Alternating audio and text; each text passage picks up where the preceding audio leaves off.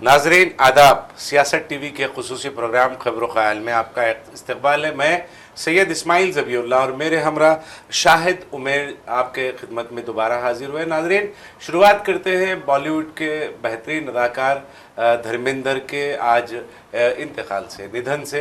धर्मेंद्र 1960 के दहे में अपने फिल्मी मुस्तकबिल का, अपने कैरियर की उन्होंने शुरुआत की थी। 1960 से लेकर 1980 के दहे तक वो बॉलीवुड पर छाए रहे, काफ़ी मकबूल अदाकार रहे।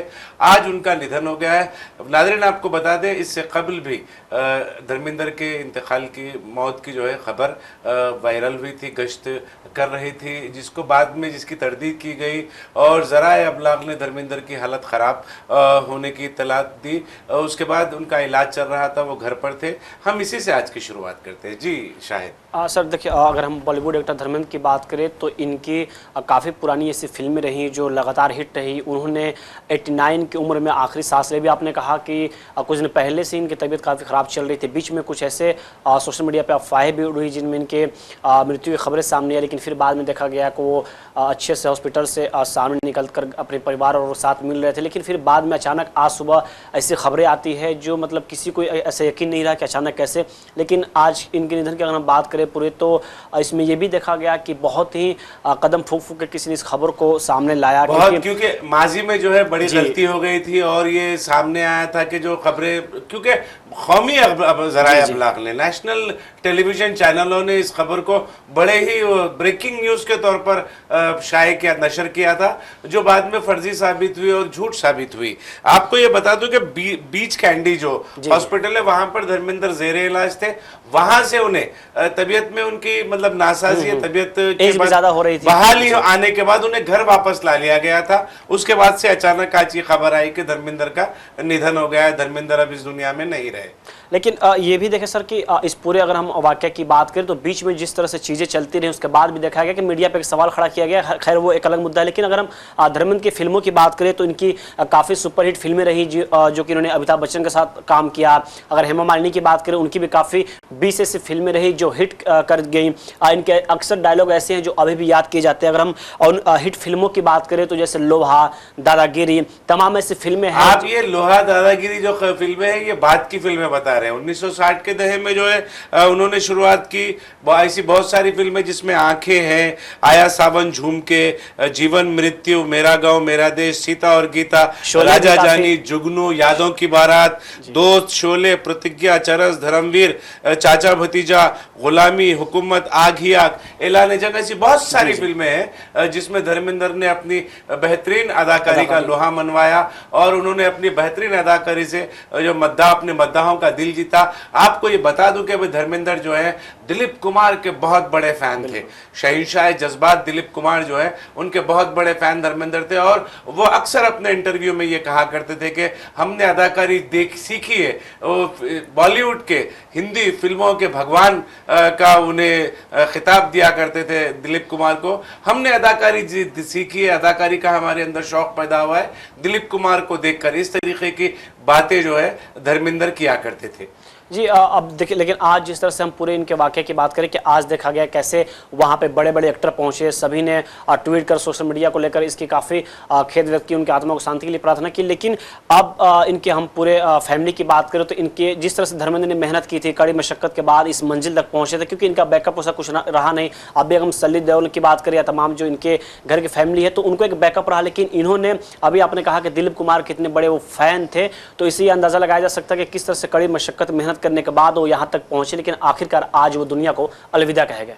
यकीनन दुनिया को अलविदा कहे गए हैं, लेकिन उनकी यादें जो है उनकी अदाकारी के हवाले से, उनके फिल्मों के हवाले से, वो एक बेहतरीन मतलब उनके फिल्मों में बहुत अच्छी कॉमेडी भी हुआ करती थी। वो एक कॉमेडियन के हैसियत से, मिजाकार की हैसियत से उन्होंने पर्दे पर अपने शायकीन को बहुत ही लुत्फ़अंदोज़ किया है। ये हकीकत है कि एक अहद का जो कई ऐसे फिल्मों में भी उन्होंने काम किया, यकीनन एक अहद का जो है खता मतलब खत्म हुआ एक इंडस्ट्री में, फिल्म इंडस्ट्री में, बॉलीवुड में एक अहद जो है बिल्कुल। वो अब खत्म हुआ, एक बाप का इख्तिताम अमल में आए। ये अचानक से काफी अरसों से धर्मेंद्र बीमार भी चल रहे थे और आज उनकी अचानक से ये खबर आना कि वो इस दुनिया में नहीं रहे, ये एक धर्मेंद्र के शायकीन के लिए, उनके मद्दाहों के लिए और ये बड़े अफसोस की और गम की खबर मानी जाएगी।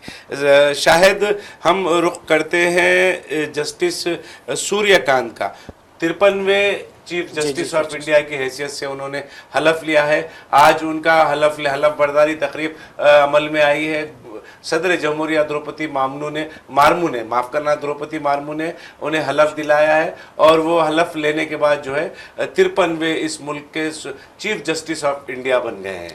जी, इसके पहले भी अगर हम बात करें गवई की या चंद्रचूड़ की, तो इनके भी कार्यकाल, कुछ लोगों ने इनके कार्यकाल की तारीफ की तो कुछ लोगों ने आलोचना भी की। लेकिन अभी गवई के जब ये अपने पद से तो उसके बाद से 102 इनके ऐसे बयान सामने है। लेकिन इस बार 53वें चीफ जस्टिस बनाए गए हैं सूर्यकांत। लेकिन इसमें अगर हम आपको बताते चले कि इनके कुछ ऐसे अहम फैसले रहे जिसको लेकर काफ़ी चर्चे में रहे, जिसमें बताया जाता है कि अनुच्छेद 370 यानी आर्टिकल 370 जो हटा, उसमें भी इनकी काफ़ी अहम फैसले रहे। इसके बाद बिहार में जो मतदाता सूची यानी SIR को लेकर जो काफ़ी विवाद था, उसमें भी इनकी अहम भूमिका मानी जाती है। और इसके साथ साथ पेगासस की अगर हम बात करें, इसमें देखा गया कैसे इंडिया में विपक्ष और अपोजिशन पार्टियां दोनों आमने सामने थी, लेकिन उसमें भी ये उस केस में शामिल थे। तो इस तरह के इसके साथ और भी कई ऐसे केस रहे जिनमें इनकी अहम रोल रहा। लेकिन अब 53वें वो चीफ जस्टिस ऑफ इंडिया बन गए हैं। तो अब आने वाले वक्त में देखने वाली बात होगी कि इनके कार्यकाल कैसे होते, इनके और कैसे हम फैसले होते। क्योंकि इसके पिछले अगर हम गवई की बात करें, चंद्रचूड़ की बात करें, तो खुद उत्तर प्रदेश में बुलडोजर चलाने को लेकर हो या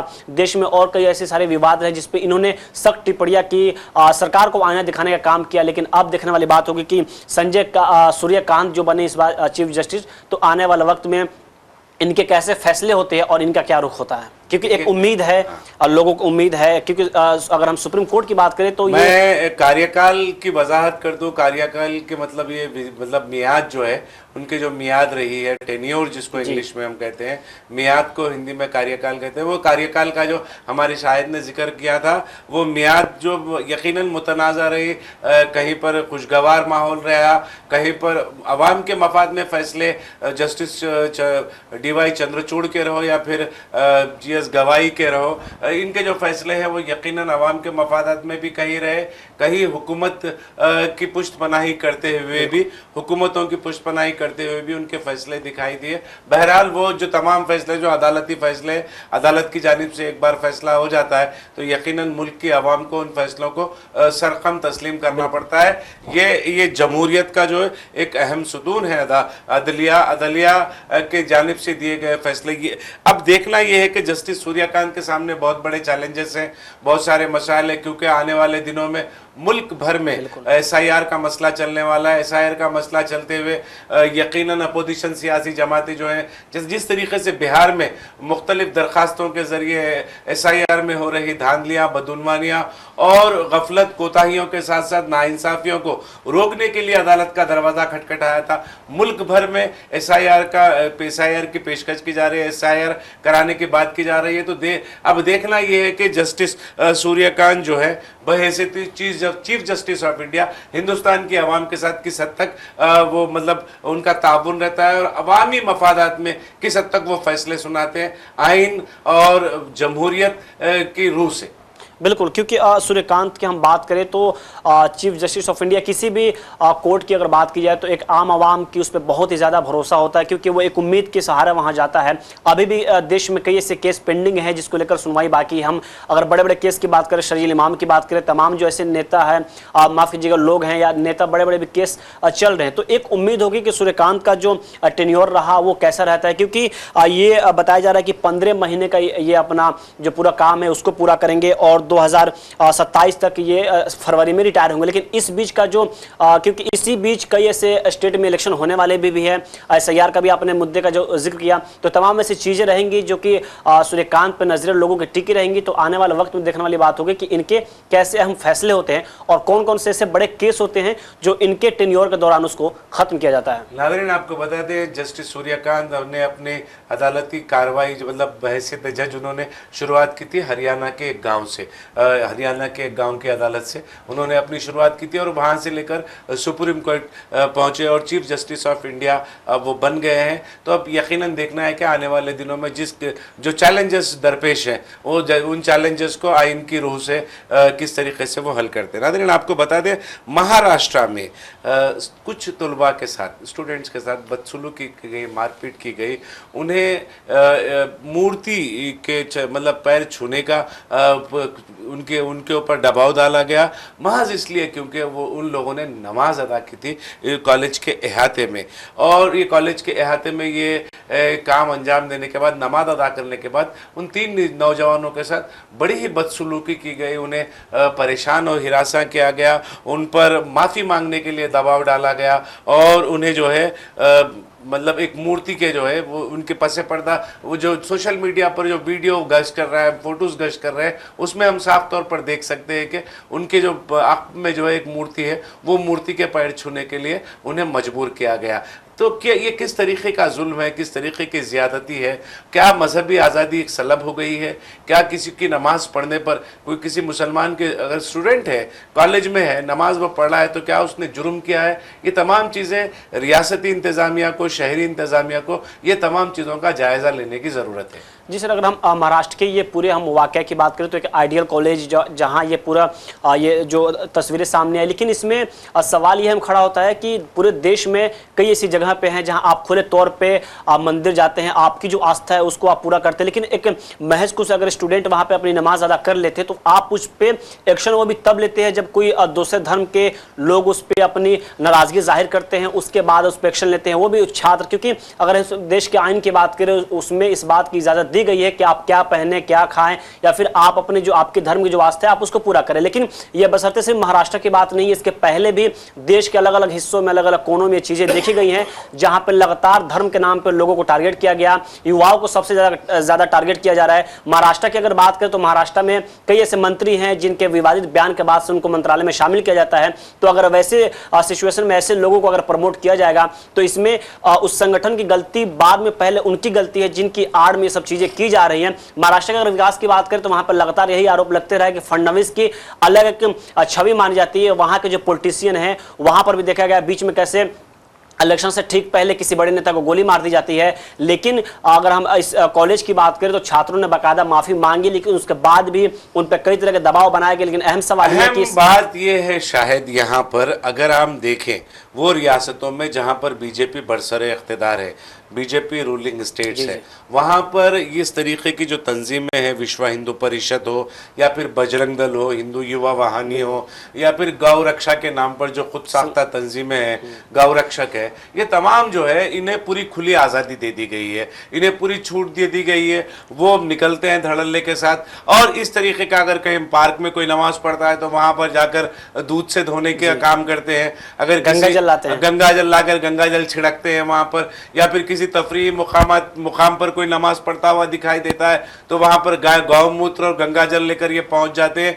ये इस तरीके से नफरत फैलाने का जो काम मुसलसिल किया जा रहा है, इस काम को रोकने की जिम्मेदारी मैं समझता हूं कि वो रियासती हुकूमतों की और मरकजी हुकूमतों की है। देखिए, इसमें हिंदुस्तान एक जमहूरी मुल्क है, यहाँ पर तमाम मज़ाहिब को अपने मजहबी रसूमात अंजाम देने की, मजहबी उमूर अंजाम देने की मुकम्मल आज़ादी है। किसी का रोक टोक नहीं है, कोई ज़बरदस्ती किसी को जय श्री राम नहीं कहलवा सकता, कोई ज़बरदस्ती किसी को नमाज पढ़ने के लिए नहीं बुलवा सकता, या कोई ज़बरदस्ती किसी का मजहब जो है तब्दील नहीं कर सकता। तो ये तमाम चीज़ों की यहाँ पर आज़ादी है। उसके बावजूद भी ख़ास तौर पर मुसलमानों को और दीगर अक़लियतों को मुसलसिल रोकने का काम किया जा रहा है। नमाज अगर पढ़ते हैं तो उनके ऊपर केस मुकदमा दर्ज कर दिए जाते हैं। इंतहा तो ये हो गई कि पिछले जो ईदें गुजरी हैं, ईद के मौके पर नमाज हो रही है, नमाज के लिए बाज़ाब्ता यूपी गवर्नमेंट जो है ये ऐलान करती है कि घर की छतों पर नमाज ना अदा करें, सड़कों पर नमाज अदा ना करें। अगर ये ड्रोन से उनकी आप निगरानी कर रहे हैं तो ये तमाम किस्म का माहौल है। तो क्या इस बात आप आप मुसलमानों को एहसास दिला रहे हैं कि वो इस मुल्क में दूसरे दर्जे के शहरी हैं। तो ये जो तरीका है, इसके रोकने की जिम्मेदारी रियासती हुकूमतों की है, मरकजी हुकूमतों की है, वो नाकाम हो रहे हैं। नहीं, आपने कहा कि इसकी जो जिम्मेदारी और रियासती हुकूमतों की है, लेकिन अभी आपने जो उत्तर प्रदेश का जिक्र किया कि वही गवर्नमेंट उन पे ऐसे स्टेटमेंट जारी कर रही है कि आप सड़कों पर नमाज नहीं अदा कर सकते, जबकि वही देखा जाता है कि अदर उनके त्योहारों में कैसे आप कलश यात्रा निकालते हो, पूरी सड़कें जाम होती हैं, तो उसमें ऐसे कोई स्टेटमेंट सामने नहीं आते हैं। लेकिन रियासती हुकूमत की जहां तक आपने बात की, आप आसमान से जी, फूल बरसाते हैं, हेलीकॉप्टर इतनी बड़ी बड़ी मतलब एहसास दिला रहे हैं उत्तर प्रदेश के मुसलमानों को कि यहाँ के हकीकी जो शहरी है, यहाँ के हकीकी जो वतनी है, हिंदुस्तानी जो है, वो ये लोग हैं, तुम दूसरे दर्जे के शहरी हो। इस बात का एहसास योगी आदित्यनाथ उत्तर प्रदेश में दिला रहे हैं। खैर, हम मौजू से भटक जाएंगे, क्योंकि यहाँ पर बात चल रही थी महाराष्ट्र की। महाराष्ट्र में मुसलसिल इस तरीके के वाकयात रोनुमा रहे उस वक्त से, जब से बीजेपी और शिवसेना की हुकूमत जो है, शिवसेना एकनाथ शिंदे धड़ा जब से इख्तिदार में आई है, तब से ये मामला मुसलसिल महाराष्ट्र में भी हो रहे हैं। हालिया दिनों में हमने देखा शनिवार वाड़ा पुणे में कुछ खवातीन ने वहां पर नमाज अदा की, नमाज जोहर का वक्त हुआ था। नमाज अदा करने के बाद आप यहाँ पर आप तंजीम निकलती आती है, इसी तरीके की भगवाधारी तंजीम आती है और वहां पर आकर गंगा जल छिड़क कर उसकी सफाई करती है। और क्या संदेश देने की कोशिश कर रहे हैं। देखिए, जितना हिंदुस्तान मतलब अक्सरियती आबादी का है, उतना ही हिंदुस्तान अक़लियती आबादी का है। बार बार मुसलमानों के साथ ये इम्तियाजी सुलूक की वजह नफरत भड़काकर आप इख्तिदार हासिल करना चाह रहे हैं, यही मंशा नजर आती है इस तरह के वाक़यात से। जी, अभी अब महाराष्ट्र के जो हम केस की बात करें, इसमें साफ तौर पे जब ये वीडियो वायरल हुआ, उसके बाद स्टूडेंट ने इस बात को कबूला कि हमारी कोई ऐसी कोशिश नहीं थी कि हम नमाज पढ़कर किसी को हम किसी को धार्मिक साथ या फिर हम किसी के साथ भेदभाव करें। लेकिन बाद में जब ये चीज़ें सोशल मीडिया पर वीडियो वायरल हुई, वक्त रहते वहाँ की पुलिस प्रशासन ने इस पर स्टैंड लिया। उसके बाद से छात्रों ने, स्टूडेंट जो है, खुद उन्होंने माफी मांगी। तो आप समझिए कैसे वो बाज़ाब्ता अगर वो वीडियो आप देखें तो समझ में आएगा कि कोई छुपकर वो ये बिल्कुल स्टूडेंट्स का नमाज पढ़ता हुआ वीडियो को छुपकर किसी ने लिया है। देखिए, हाँ, साइड से बिल्कुल साफ तौर पर समझ में आ रहा है कि साफ तौर पर आपको समझ में आता है कि कोई छुपकर वो वीडियो लिया है, जानबूझकर लिया है, इसलिए कि इस तरीके का माहौल बनाया जा सके। जबकि जो नमाज पढ़ रहे उन्होंने खुद अपना वीडियो नहीं बनवाया, ना उन्होंने अपलोड करवाया। तो लेकिन फिर कहा जाता है ना कि सियासत में जब इस तरह की चीजें आने लगी तो किसी सियासतदान को ज्यादा फायदा होता है। और आमतौर पर आप भी समझ रहे होंगे इशारा क्या है। और इसीलिए अभी कुछ दिन पहले भी आपने कहा कि ऐसी रियासतें हैं जहां पर ऐसी चीजें बार बार सामने आ रही हैं, तो इससे लोग, अपोजिशन पार्टी भी ये ऐसा इल्जाम लगाती है कि बस धर्म का फीम जो है, कहा जाता है कि अगर उसको किसी को चखा दो तो शायद वहाँ के हम तरक्की की बात करें, आमतौर पर जो वहाँ की सूझ है उसकी बात करें, तो रियासत वैसी बात करती नहीं है। और महाराष्ट्र में आमतौर पे तो अभी ये सब केस आम बात हो गए हैं, यकीनन आम बात हो गए। उन तमाम रियासतों में जहां पर बीजेपी बरसरे इख्तिदार है, इस तरीके के मामला जो है काम मामूल बन गए हैं और मुसलसिल मुसलमानों का अरसे हयात तंग करने की कोशिशें की जा रही हैं, जो काबिल अफसोस है, निहायत काबिल अफसोस है। हुकूमतों को ये सोचना चाहिए कि मुसलमान भी इस मुल्क का उतना ही हिस्सा है जितने दीगर हैं। नादरीन, आपको बता दें 2020 दिल्ली फसादात का मामला अदालत में ज़ेरे दौरा है। मुकदमात पर तमाम मामलात पर सुनवाई चल रही है। ज़मानत की दरख्वास्तें शर्जिल इमाम, गुलफिशा फातिमा और उमर खालिद दीगर ने, खालिद सैफी ने अपनी, और दीगर 11-12 कुछ लोग हैं, स्टूडेंट्स हैं, वो JNU के और जामिया मिलिया इस्लामिया के, उन्हें गिरफ्तार कर लिया गया था 2020 के फसादात, दिल्ली फसादात में। 5 साल से वो अदालत, मतलब जेल में बंद है। अदालत की जानिब से 12 अदालत से दरख्वास्त जमानत के लिए वो दरख्वास्त दे रहे हैं, मगर दरख्वास्तें उनकी मुस्तरद हो रही हैं। अब फिर दोबारा जो है दिल्ली पुलिस ने एतराज़ जताया है इस पर, दरख्वास्त जमानत पर, उमर खालिद, शर्जिल इमाम, गुलफिशा फातिमा की दरख्वास्त जमानत पर दिल्ली पुलिस ने एतराज़ जताया, जिसकी सुनवाई हो रही है। देखिए सर, पूरे हम इस केस की बात करें तो 2020 के बाद से 25 तक, इन 5 सालों में न जाने कितनी सरकारें बदली और कितने इलेक्शन हुए, कितने जो वैसे पॉलिटिशियन रहे जो विवादित पोस्ट किए, विवादित बयान दिए, लेकिन उसके बाद उनको मंत्रिमंडल में शामिल किया गया। हम दिल्ली में भी आपने देखा। लेकिन कपिल मिश्रा तो सामने मिसाल है। वो तो इशारे में सब समझ रहे, लेकिन सर देखिए कि इस 5 सालों में दिल्ली पुलिस अभी तक ये नहीं कोर्ट को सबूत दे पाई कि इनकी गलती क्या है। अगर हम वीडियो क्लिप की बात करें तो उसमें बार बार ये दिखाया कि कैसे उसके जो क्लिप है उसको काटा गया। पिछली बार सर जब सुनवाई हो रही थी तो दिल्ली पुलिस की तरफ से ये कहा गया कि इस देश में सबसे ज्यादा खतरनाक वो लोग हैं जो पढ़े लिखे इन सब चीजों में घुसे, और वो साफ तौर पर दिल्ली में अभी हाल ही में जो लाल किले के पास जो बम विस्फोटक हुए थे उनको इशारा दिया। तो एक तौर पर वो कहने की ये कोशिश कर रहे थे कि ऐसे जो लोग हैं वो इन सब चीजों में सबसे ज्यादा खतरनाक है। लेकिन हम शजील इमाम की बात करें या तमाम जो अभी लोग 10 से 12 लोग जेलों में बंद हैं, कपिल सिब्बल जो कितने बड़े वकील हैं वो भी पैरवी कर रहे हैं, लेकिन अभी तक ये लोग सिर्फ इस बात को सबूत नहीं दे पाए कि इनकी गलती क्या है। जहां तक हम वीडियो क्लिप की बात करें तो वीडियो क्लिप तमाम वो दिखाए जा रहे हैं जो कहा जा रहा है कि उस वीडियो में कट है, लेकिन अब देखने वाली बात होगी। कहा जा रहा है कि अब शायद ये आखिरी दौर में चल रहा है, अब इसके बाद कोई फैसला आ सकता है। लेकिन अब देखा जाए क्या सच में इनकी जो जमानत याचिका है वो खारिज होती है या फिर ऐसी डेट पे डेट तारीख पर तारीख दी जाएगी और नतीजा कुछ नहीं निकलने वाला। देखिए यहाँ पर जो है दिल्ली पुलिस आप चार्जशीट दाखिल करने में ताखिर कर रहे हैं।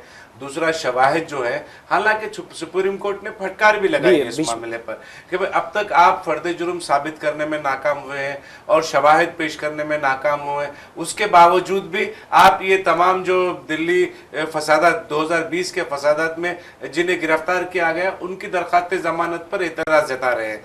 Chief justice of India GS गवाई की बेंच ने भी इस पर सुनवाई की थी और उसने भी फटकार लगाई। मगर यहाँ पर यह है कि जब ये दरखास्त जमानत की मुखालिफत की गई है तो कानूनी तरीक़ेकार है, कानूनी तरीक़ेकार की बुनियाद पर सुनवाई अमल में आ रही है। मगर दिल्ली पुलिस मुसलसिल जो है मुखालिफत करने की वजह क्या है वो वाजे करने से गुरेज कर रही है या फिर वाजे करने में नाकाम हो गई है। बिल्कुल, और यही वजह है कि अभी तक शायद क्योंकि अभी सुप्रीम कोर्ट का भी आपने जिक्र किया कि पिछली बार कैसे उन्होंने साफ तौर पे सुप्रीम कोर्ट तरफ से फटकार लगाई गई थी, लेकिन कहा जा रहा है कि इन सब पूरे मामले में पॉलिटिकल एंगल है। दिल्ली पुलिस की अगर बात करें तो वो ये दिखाने की कोशिश कर रही कि उस वक्त जो शाहीन बाग में CA को लेकर प्रोटेस्ट चल रहा था तो वो इस एंगल को जोड़ने की कोशिश कर रही है कि उस वक्त महज पर्दे के पीछे कुछ और इनकी कोशिश की। उनका यह कहना था, दिल्ली पुलिस ने जो कहा है कि उस वक्त सरकार को गिराने की कोशिश की जा रही थी। ट्रंप का उस वक्त दौरा था तो उस लेवल पे भी इंटरनेशनल लेवल पे अपनी पॉलिसी चमकाने की कोशिश की जा रही थी।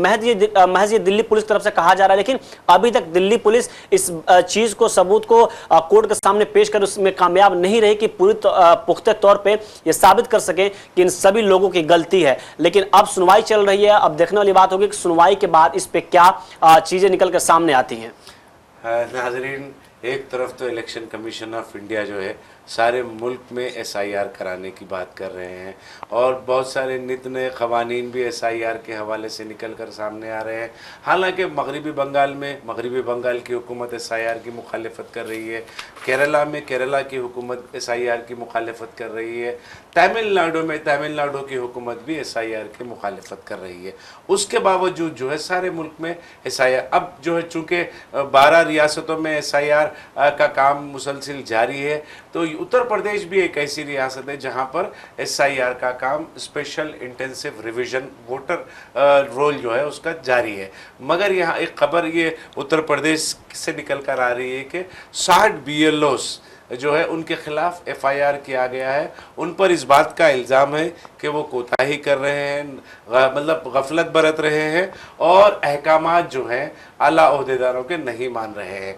यहाँ पर हम बता दें तमिलनाडु और केरला एक ऐसी रियासत है जहाँ पर SIR के प्रेशर की वजह से BLOs जो है वो खुदकशी कर रहे हैं। सर पूरे अगर हम SIR की बात करें तो बिहार में सबसे पहले इसकी शुरुआत की गई, उसके बाद से सरकार किसकी बनी साफ तौर पर सबको पता है। ये भी कहा गया कि SIR इसमें अहम रोल रहा।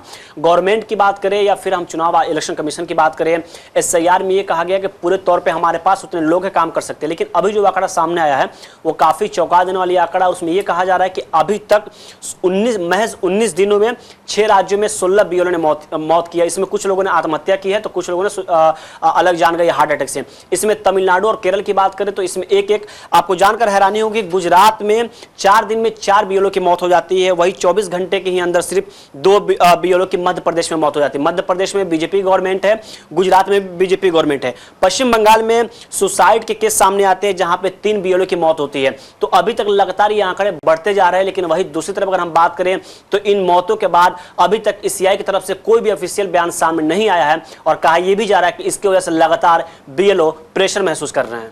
देखिए नादरीन, आपको बताते हैं बीएलओ जो है बूथ लेवल ऑफिसर होता है, जो आपके घर पर आता है आकर जो जो इलेक्शन कमीशन का रिवीजन फॉर्म होता है वो रिवीजन फॉर्म फिलअप करता है। उन पर ये दबाव नाम निकालने का या फिर नाम शामिल करने का दबाव इस तरीके का ये तवक्को की जा रही है कि इस तरीके का दबाव चल रहा है। 9 रियासतों और 3 यूनियन टेरिटरीज में फ़िलहाल जो है एसआईआर चल रहा है। तो नादरीन, अब वक्त हो चला है सियासत टीवी के दीगर प्रोग्रामों से आप जुड़े रहें। खबरों ख्याल आपको कैसा लगा आप ज़रूर अपनी राय कमेंट बॉक्स में अरसाल करें और सियासत टीवी की सारी टीम को अब दे इजाज़त। खुदा हाफिज़।